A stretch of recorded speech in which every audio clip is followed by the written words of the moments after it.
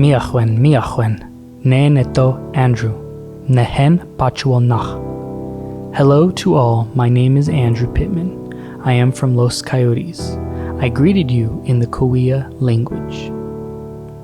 The Kumeyaay, Cupeño, Luiseno, and Cahuilla people have inhabited the San Diego region since time immemorial. Just as the environment, we have suffered and we have thrived. Despite numerous attempts to wipe out our indigenous existence, we are still here. Climate hope is the promise we make every day. We work, protect, plant, heal, love, and change with the future in mind. There is no motivation without the hope of a future. Do not be discouraged, for hope comes with patience. The person who plants a tree does this knowing someone else will benefit from its shade. I know that my ancestors prayed and hoped for a better future, as we continue to do so today. The heart resonates the positivity found in unity. There will be times of dread, opposition, and defeat. It may seem catastrophic, but resilience is a part of human nature. Our existence on this vibrant blue dot is with purpose. We are part of the first and perfect machine, the Earth. The hope is in our DNA, in our children and legacy. The hope is the dirt, the trees and their leaves, the sun and the moon, the seasons, the animals, the water and the rocks, the dream in your mind and the love in your heart. Climate hope is the work we do every day to live in a clean and healthy environment. It's the legacy that we will leave for our children and our neighbors' children and all the future people of the world. Climate hope is knowing that they will have a place to live comfortably, to resonate, to exist, and to endure.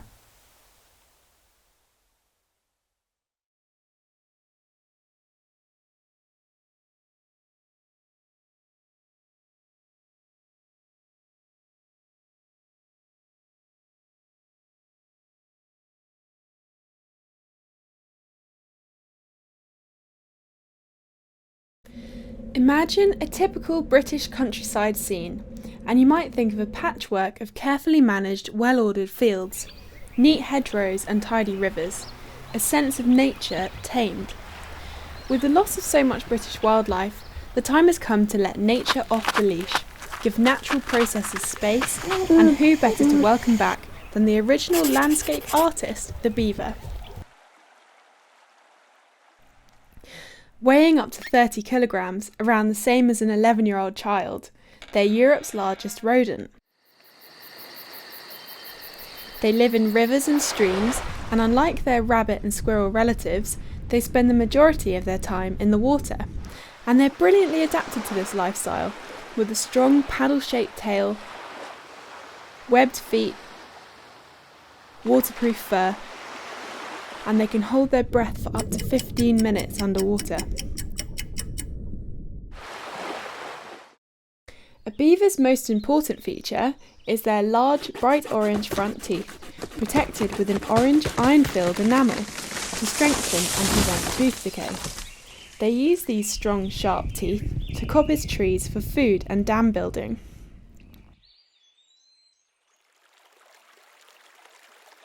By building dams out of mud, sticks, stones, logs and vegetation, they create deep ponds, protecting themselves from predators. Beavers also create networks of canals, providing safe access to new food and building materials, which they can then float back to their dam. All this hard work creates an extraordinary mosaic of watery habitats. beaver's home is called a lodge. This is where they nest. With underwater entrances and exits and layers of insulating mud, they are safe from predators and the cold. Beavers have been extinct in Britain for around 400 years due to hunting for their fur, meat, medicine and perfume. With the continued taming of our landscapes during this time, restoring beavers to their previous locations is a challenge, potentially affecting those that live and farm the land nearby. There may be special trees people don't want coppiced, or wetlands created in the lowlands where floodplains are farmed. However, these challenges can be overcome with proper management and collaboration to allow some of the amazing benefits of beavers for humans. One of the most exciting effects of beaver dams is to slow the flow of rivers and streams. Water is held back by the leaky dams, so can be stored during droughts, or during heavy rainfall, water can be released slowly, reducing the risk of floods downstream. With slower water, sediment sinks, and algae and plants are supported. Thus, beaver ponds start to absorb more carbon dioxide, helping to mitigate climate change. Equally importantly, the rich wetlands created are rare in our landscapes, and we need to find space for more, because they provide essential homes for many types of wildlife, some of which are currently endangered. It's because of these impacts on the landscape that beavers are known as a keystone species. They create the conditions that support abundant life along our rivers, including frogs, brown trout, kingfishers, the endangered willow tit, dragonflies, bees, otters and bats. If we can welcome back these quiet bringers of change and learn to live alongside them and their impacts, we can let our rivers flow more naturally again, allow space for nature to thrive, and for the countryside to be restored to the rich and colourful landscape which is full of life once more.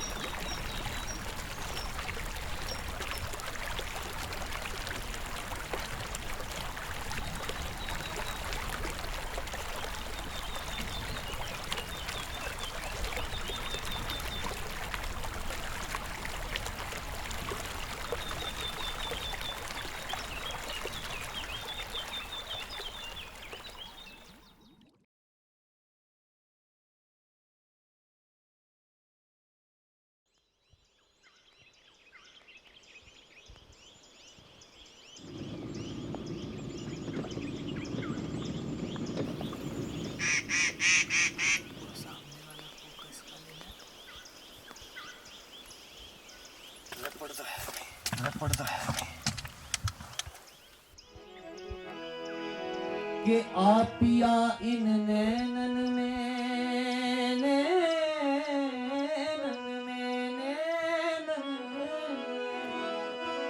आ पिया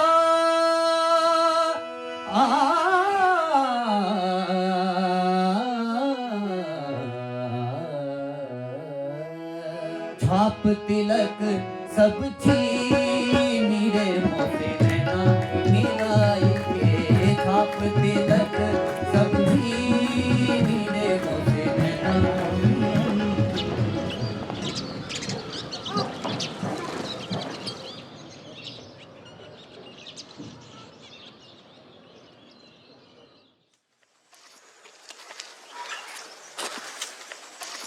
मेरी अलग दुनिया एक, और काफ़ी मामले में मैं रियाज भी जंगलों में ही करता हूँ ज़्यादा।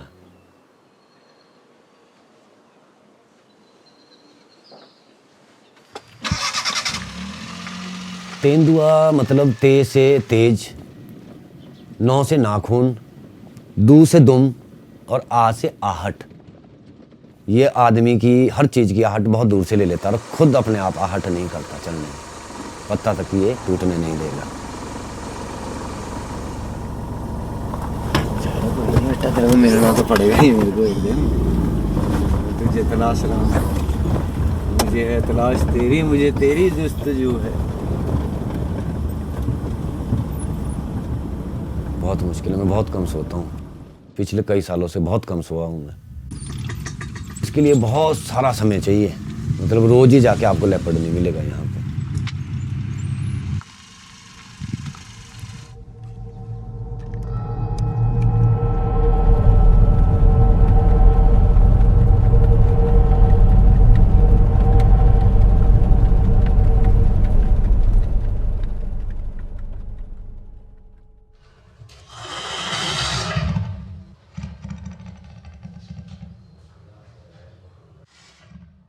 मैं तो कहूँगा कि शिमला के आसपास क्या जितने भी तेंदुए हैं उनका भविष्य अच्छा नहीं है, क्योंकि केज लगे हैं, उसमें फंसेंगे तो बर्बाद हो जाएंगे।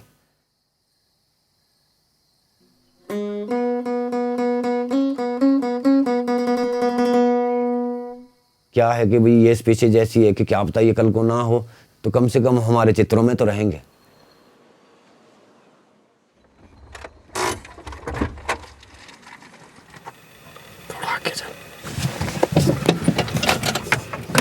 हाँ स्टार्ट कर बस देखना नीचे आए ना रहे।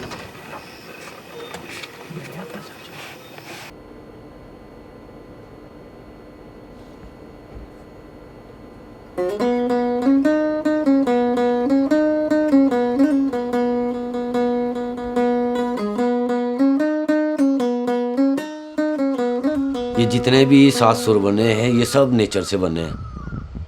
तो मेरे को कई बोलते हैं भाई तेने 2 चीजें पकड़ी है, राग और बराग।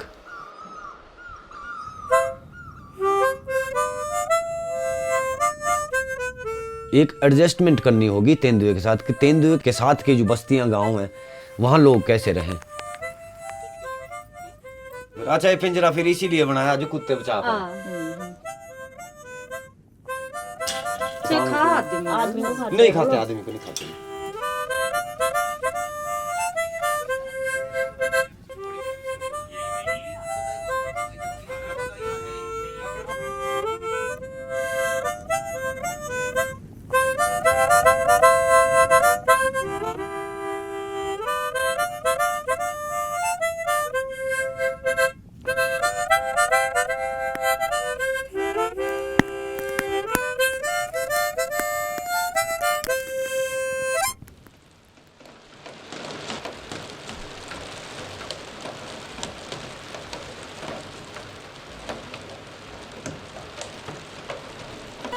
मेरे पास आओ मेरे दोस्तों एक किस्सा सुनो।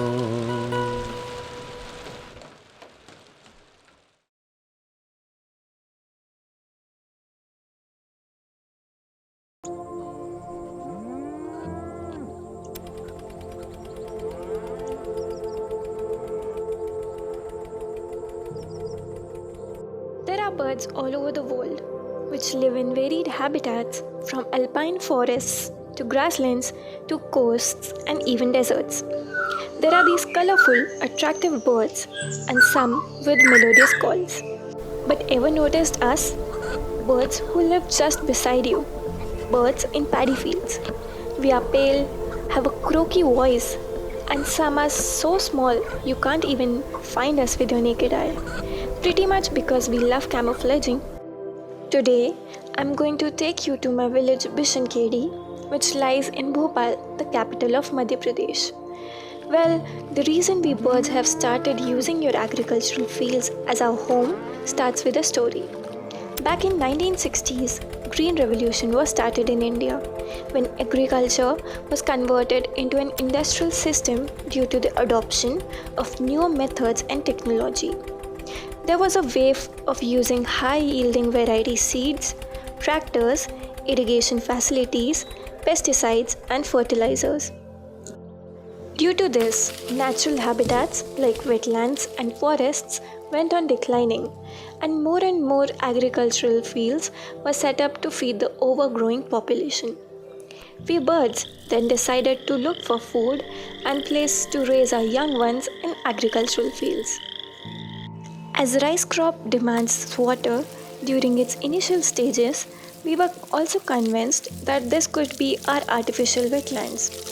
Initially, we thought paddy fields support us during the inundated stage, but after a discussion with my friends, we realized rice fields not only offer us with an ample amount of food, but also offer places for nesting, for playing, and for our morning-evening walks too. While I am benefited in tillering stage, my friend Drongo uses internode elongation stage for feeding on insects, followed by my other friends Ashiprinia and Zitting cysticola, who also nest in flowering and maturing stages of rice crop. Last but not the least, me and my lovely dove friends who come to feed on fallen off grains and invertebrates at the post-harvest stage. But let me tell you a fun fact. Just as farmers provide us with their lovely agricultural fields, we love helping farmers getting rid of the pests they encounter during different stages of rice crop. But here's a catch. We paddy field birds have some problems because of which we are scared. First being excessive use of pesticides and fertilizers, which tend to deplete our food, cause our eggs to be laid with abnormally thin shells, and also enhance reproductive failure in several species of our predatory bird friends. The reason I'm talking to you about this is because we need your help. Will you help us in convincing our lovely farmers to use more sustainable and organic ways of farming? It not only helps us to live in these pretty paddy fields, but also provides you to be at a lower risk of diseases by eating this organic rice. So let's join hands everybody and coexist in harmony.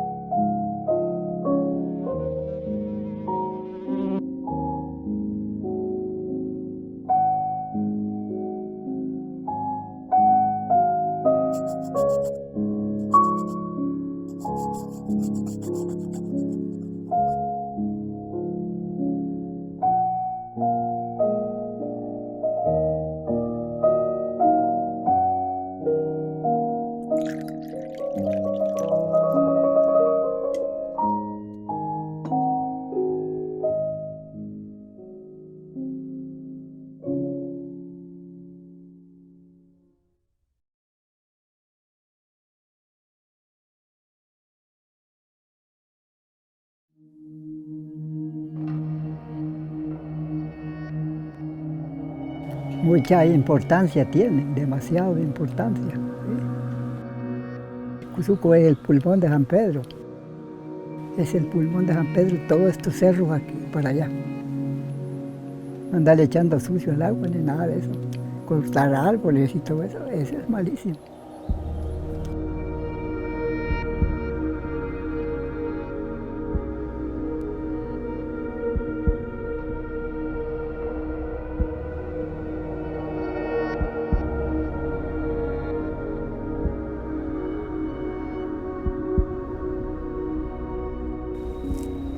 Maquín Ramírez es el nombre. Yo tengo 82 años. Yo vivo aquí en el Parque Nacional Cuzuco.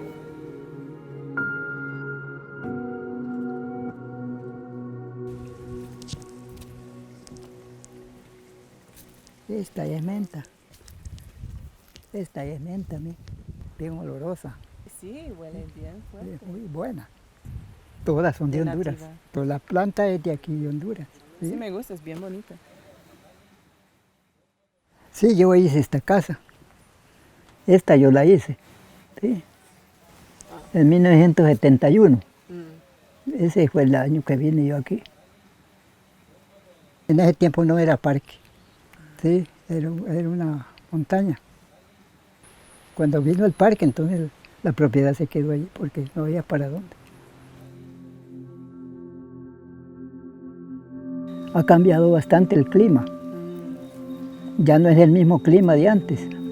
Las flores y todo eso ya más difícil, sí, más difícil, porque ya se están secando, queriendo secar, ¿verdad? Sí, más calor, sí, más calor, con el paso del tiempo. Hay cambio del clima y hay cambio de los animales también. Y aquí los animales ya no vienen como venían antes. Antes venían aquí los animales. Venía el tigre, pasaba por aquí el tigre. El danto pasaba por allí, por ese bordo, sí, para allá. Ahora ya no pasa. ¿Sí? Al ir bajando la naturaleza, entonces también ellas van terminando. Pues sí se necesita salvarlos, porque de repente se terminan.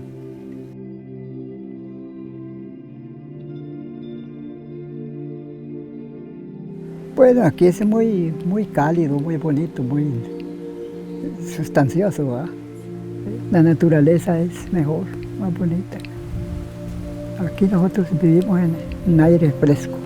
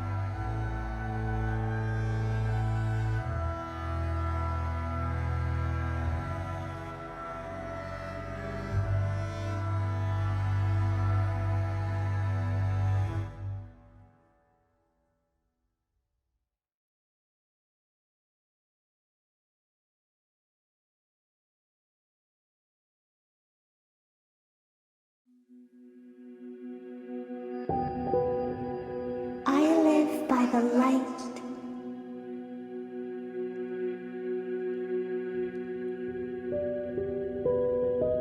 Before the city was a city, I was here.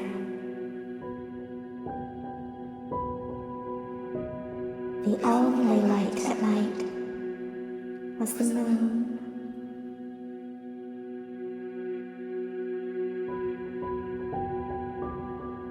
We looked to the moon, a fixed point in the sky to guide our flight. We kept her in our sight, and we were never lost. For years and years we lived this way. The moon our constant.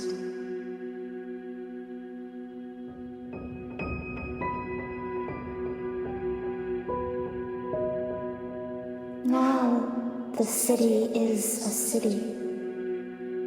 I am still here, but the night has changed.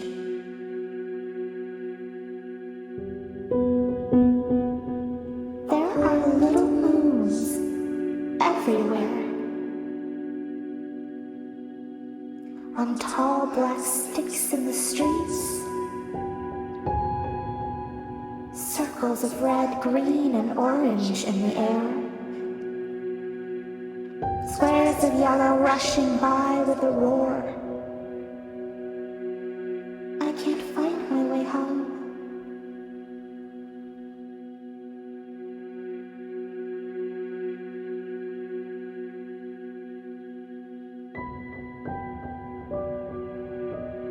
I can see our moon still. The constant moon, the moon we always knew, but she is duller, and the little moons are brighter. I try to fly to her, and I fly to them instead.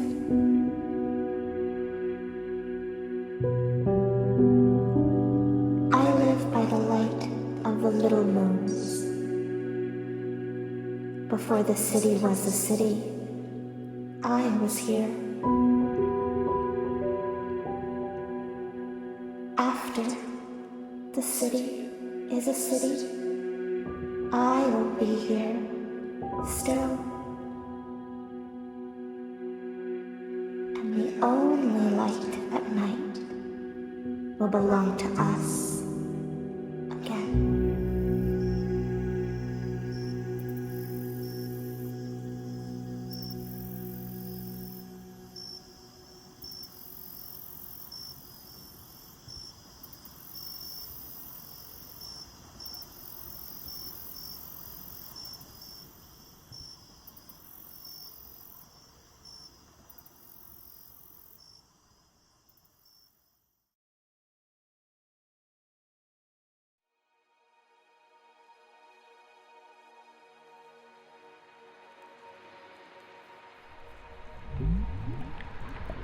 At some point in our evolution, our minds diverged from the rest of the animal kingdom.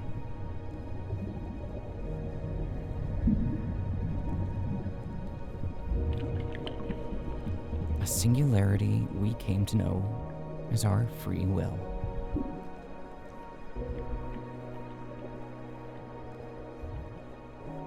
However free, we've so far struggled to fully grasp the complex interdependence across the fragile web of life.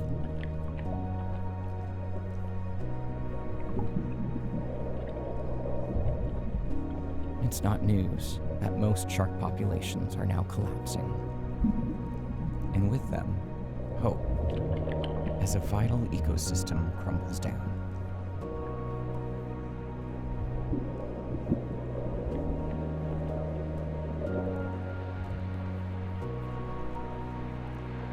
We're free, however, to tell ourselves a new story.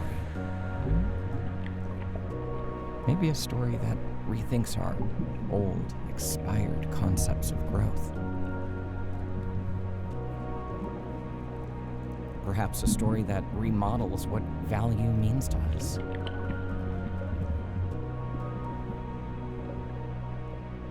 leaving no variable left undone, and no species without a home. Or just a simple story of hope.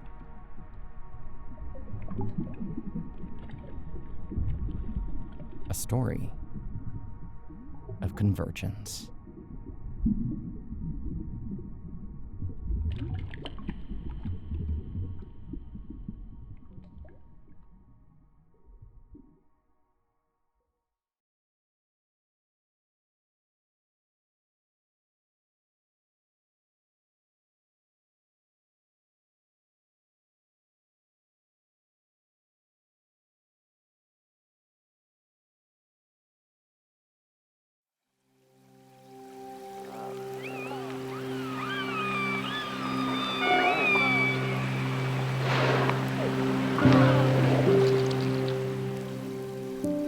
I think when anyone hears orcas for the first time, or whales for the first time, it transports them.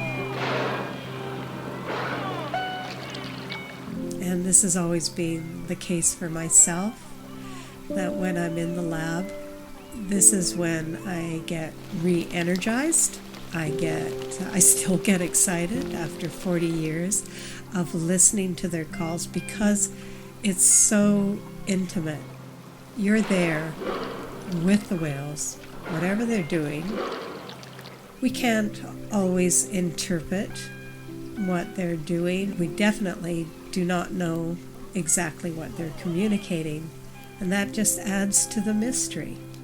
Suddenly you get to be in the water, and you're carried along with whatever they're doing. You know, when we hear distant calls, I think that's when it's the most exciting, because we know that they're coming closer to us. In the 1980s, we started to expand our hydrophone network to include areas that we could not immediately see. This really fulfilled our mission of being able to understand what a day in the life of a whale was all about. Each orca family unit has their own specific sound, and it's inherited from the mother, so it goes through the generations, and it's almost perfectly transmitted from the mother to her daughters, to the daughter's offspring. Recognition of that gave us the ability to track the whales throughout their day. It was an exciting moment to be able to discriminate the different family groups, and since then we have just fine-tuned that over the years depending on the experience we have with which families come in. When I get the chance to be in the lab by myself late at night or early in the morning, I think that is really one of the most exciting times. Everything else is stripped away. It's a very intimate moment. It's just you and the sound and the whales. When Siddika, A30, died, she left her acoustic heritage that she had inherited from her mother, Nicola, to her two daughters, Cleo and Minstrel. They inherited her sound. Cleo and Minstrel both now have large families of their own, and the challenge we're going to face in the future is whether or not they have inherited flawlessly the acoustic heritage from their mother, Siddika, or whether or not there are differences.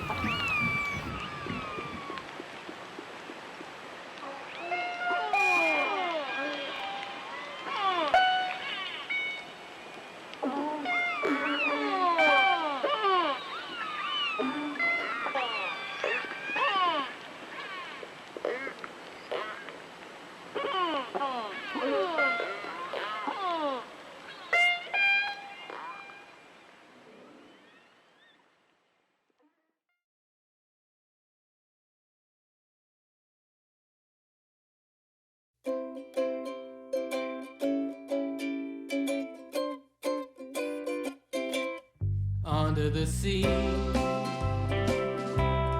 under the sea. We'll have a ball, my lover and me. Swim right down to the reef, and we'll have a ball, my lover and me. If you wanna go for a swim with me, then say yeah, yeah, yeah. There's no such thing as maritime troubles or cares when you're under the sea. Under the sea, under the sea, under the sea, under the sea. And we'll have a ball, my lover and me.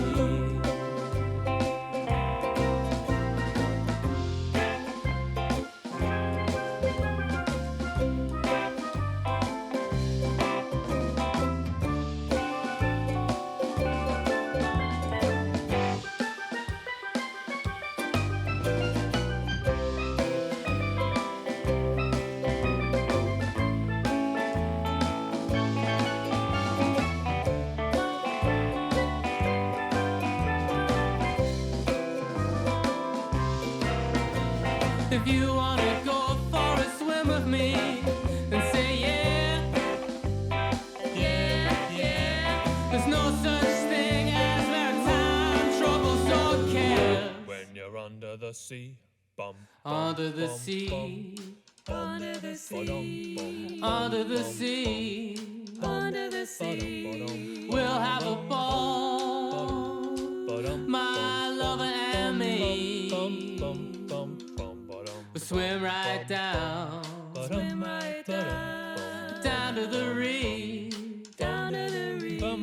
We'll have a ball, my lover and me.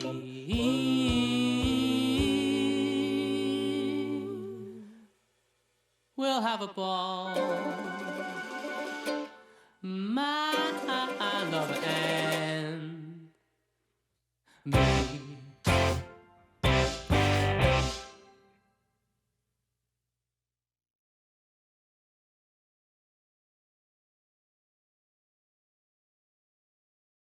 Every estuary in the UK used to contain seagrass.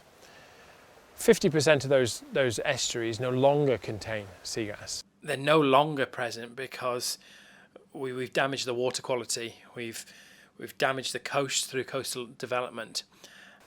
Those seagrasses created a habitat that was fundamentally important. When you lose that seagrass, then you're just left with a mud bottom.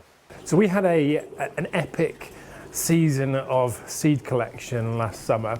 We had volunteers from the Channel Islands all the way up to the Isle of Man. So we're running the UK's first major seagrass restoration project. So we're trying to plant 2 hectares of seagrass in West Wales. If we can achieve it at that scale, then we can achieve it at a much bigger scale. And that's where the actual ambition lies. To bring back the tens of thousands of hectares of seagrass that we've actually lost in the UK. So I'm out on this boat today planting seagrass on our 2 hectare restoration project. So I've been into primary schools where I've had about nearly 2,000 volunteers helping fill these small little bags. They needed filling with sand, and the primary school kids have been amazing at doing so. And then once we're out on the boat out here, we've been feeding these ropes off the back of the boat, getting that seagrass finally in the water, which is just incredible after nearly a year of struggling to get them here. So it's a really good feeling. Now that all the seeds are in the water, we hope that we get a nice big thick meadow, that it grows and flourishes, that the fish start coming in and making use of this really good habitat. And hopefully this will be a start for many more restoration projects around the UK and around the world.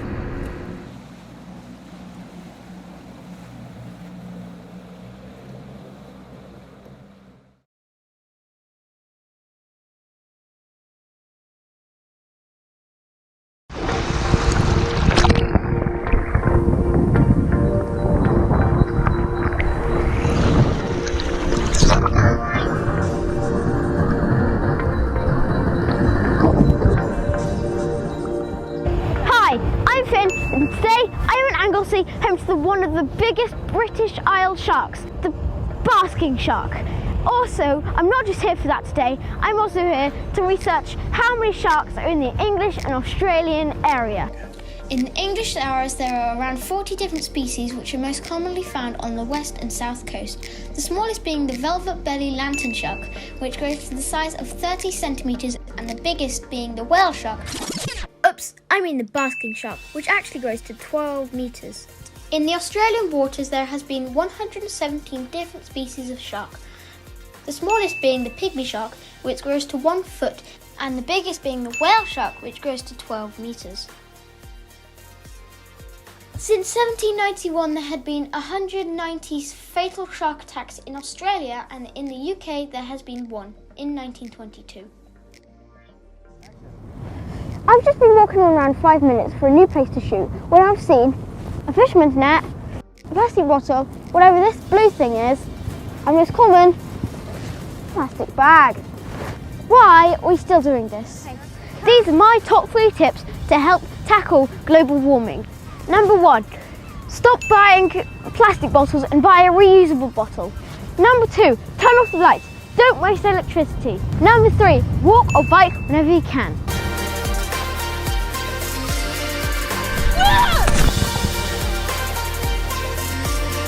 I'm trying to find a crab. Just one, and I'll be happy. Just 2, and I'll be super happy. This is my crab, and I found him. Yo, what up? Please stop clawing me because it hurts. Ow.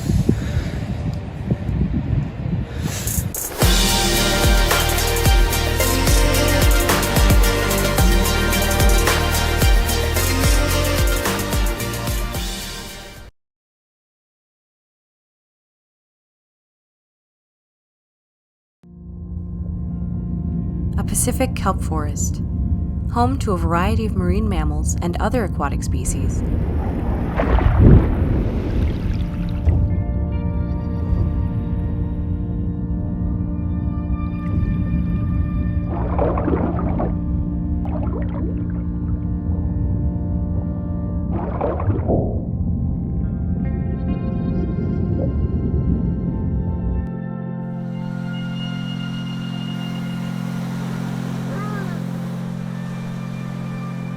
This is a mother seal and her baby pup.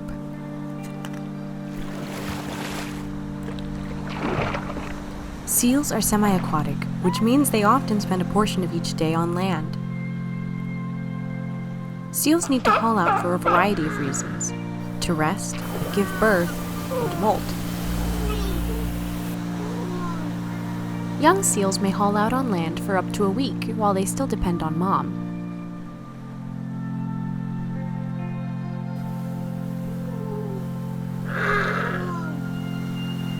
As the sun rises on another day, the seal pod returns to the ocean to fish. The pups, with their soft fur unsuited for swimming, remain on the shore to rest. The Marine Mammal Protection Act of 1972 protects marine mammals from harassment, feeding, and hunting. This is especially important during pupping season.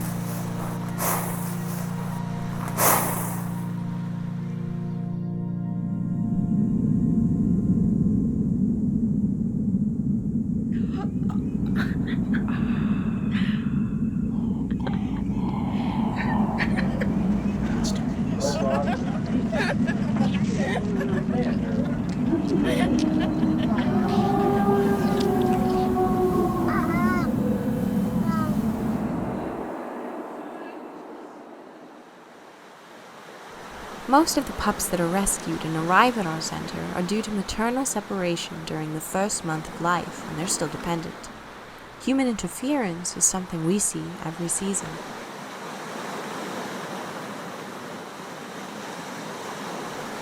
But it doesn't have to be this way. It is so important that members of the public do not interfere with marine mammals that they discover. They should maintain a safe distance, not disturb the animal, and call an appropriate rescue center for instructions. If you'd like to get involved, support legislation that protects marine mammals and their habitat, and donate to your local marine mammal response organization.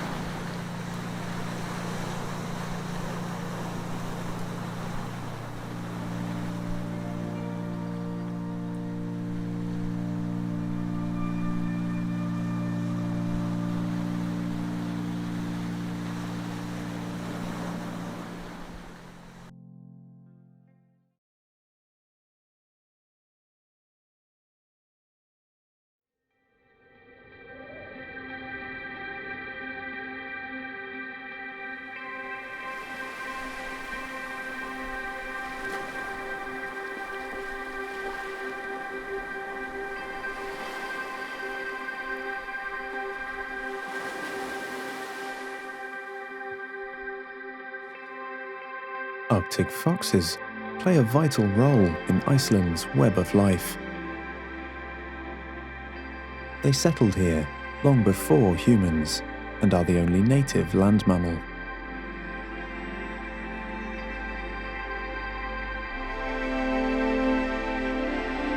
Conflict with eider duck farmers, hunting, and climate change all pose a threat to their survival.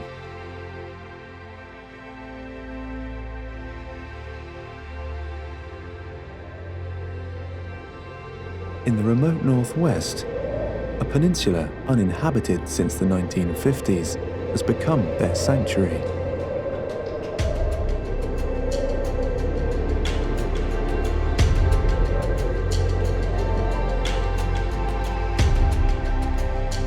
This vixen is perfectly adapted to survive a harsh winter. Her rounded snout, small ears, and fluffy tail protect her against the cold.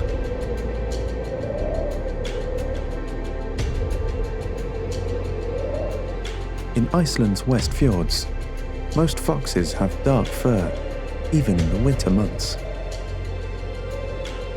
For this vixen, brown fur provides effective camouflage as she forages along the windswept coast.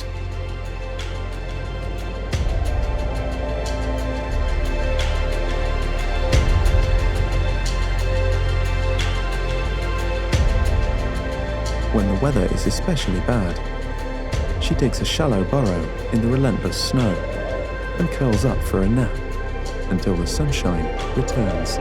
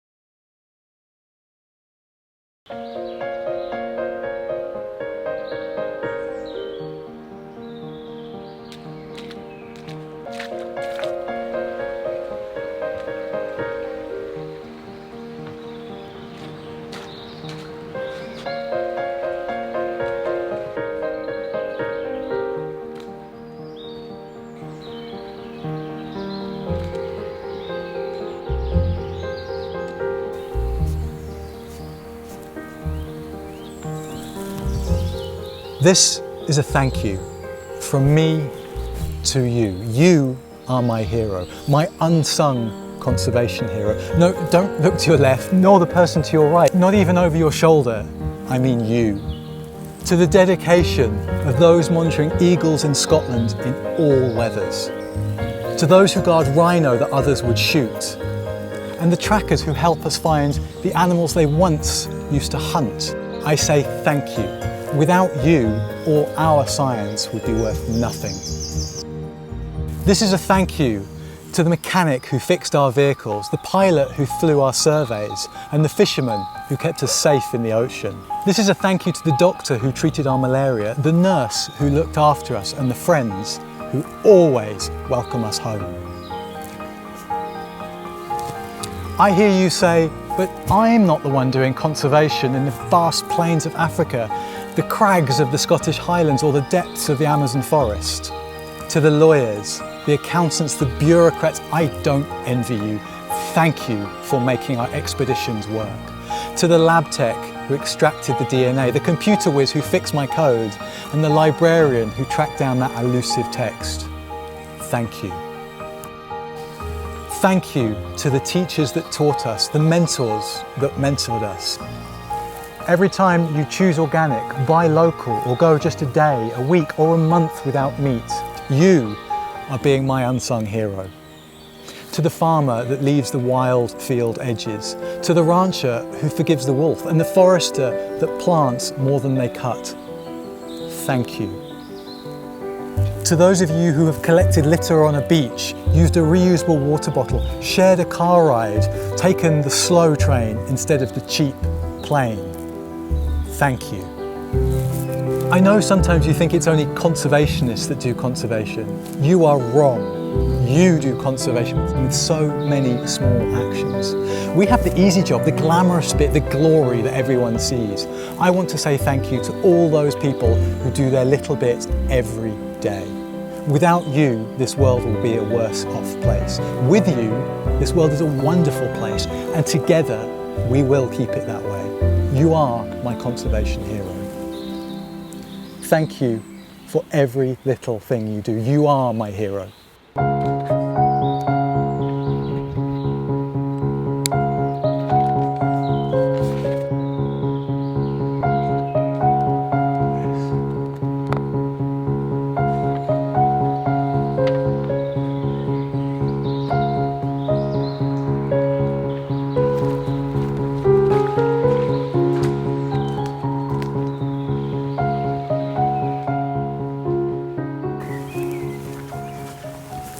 Stay optimistic.